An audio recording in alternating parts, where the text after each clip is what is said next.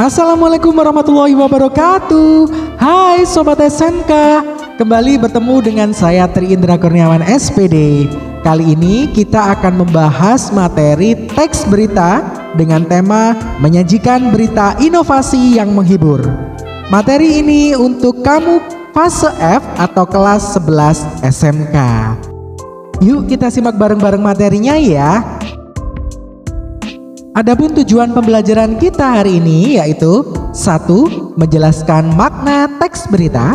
2. Mengenali ciri-ciri teks berita. 3. Mengenali unsur-unsur teks berita. 4. Mengenali struktur teks berita. 5. Mengenali kaidah bahasa teks berita.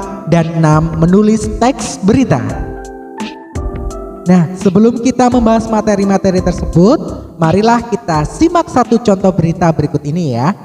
Sebanyak 1.653 siswa SMK negeri dan swasta meramaikan lomba kompetensi siswa atau LKS ke-31 tingkat Jawa Timur di 5 daerah yang menjadi tuan rumah, yaitu Jember, Bondowoso, Lumajang, Kota Blitar, dan Kabupaten Pasuruan.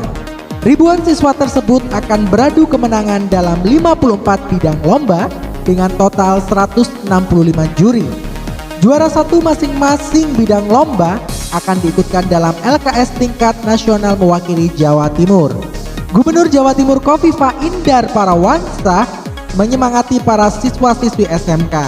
Dia berujar, pelajar SMK telah dibekali kompetensi mumpuni sesuai pendidikan vokasinya masing-masing.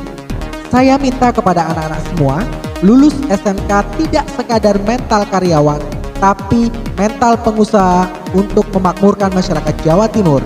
Pesan Khofifah, Selasa 23 Mei 2023. Nah Sobat SMK, dari teks berita yang sudah saya bacakan tadi tentunya kamu sudah punya gambaran nih bagaimana ciri-ciri teks berita itu.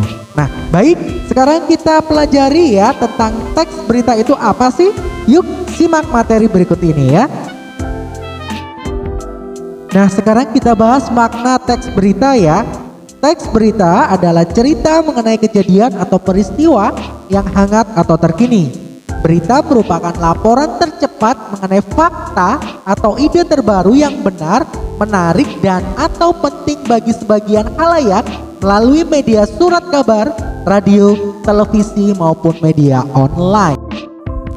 Nah, sekarang kita bahas ciri-ciri teks berita ya. Ciri-ciri teks berita.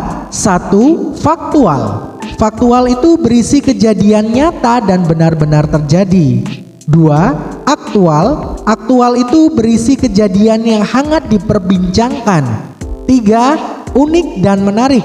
4. Berpengaruh bagi masyarakat luas. 5. Terdapat waktu dan kronologis kejadian. 6. Menggunakan bahasa baku dan komunikatif. Nah sekarang kita bahas unsur-unsur teks berita ya. Unsur-unsur teks berita bisa disingkat dengan adiksimbang atau 5W+1H. 1. Apa atau what adalah kejadian apa yang terjadi.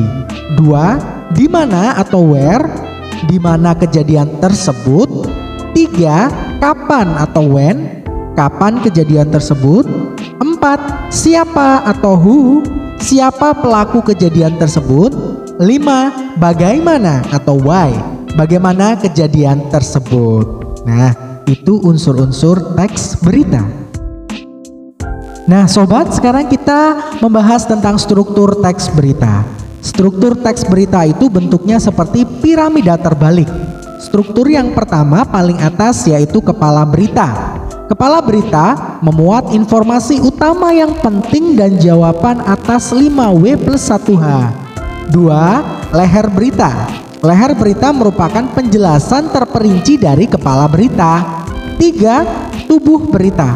Tubuh berita menjabarkan lebih rinci dari bagian sebelumnya yaitu kepala berita dan leher berita. Yang terakhir kaki berita. Kaki berita berisi kesimpulan dari suatu berita.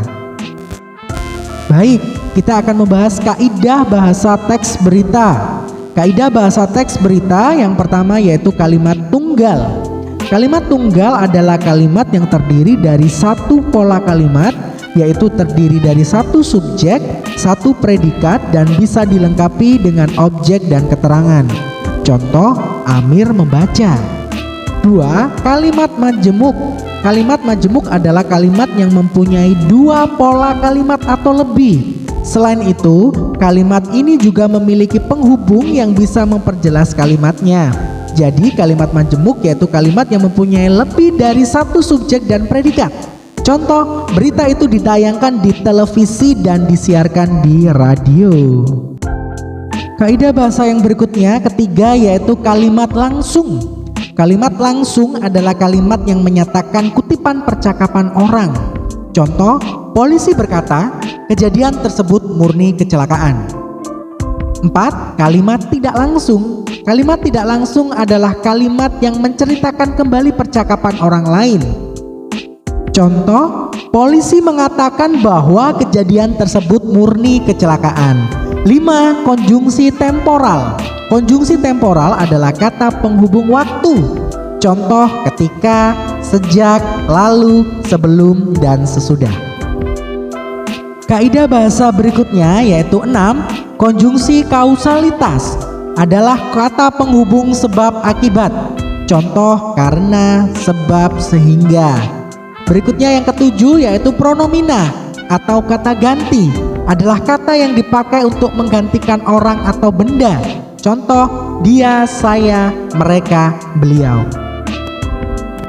Baik, selanjutnya kita akan membahas langkah-langkah menulis berita. 1. Menemukan peristiwa yang digunakan sebagai bahan untuk menulis berita. 2. Mengumpulkan informasi-informasi untuk bahan berita. 3. Membuat kerangka berita. Yang terakhir 4, yaitu menulis isi berita sesuai dengan struktur. Demikian pembelajaran kita pada hari ini, semoga bermanfaat untuk kamu semuanya Sobat SMK. Sampai jumpa di materi-materi berikutnya ya. Saya akhiri, wassalamualaikum warahmatullahi wabarakatuh.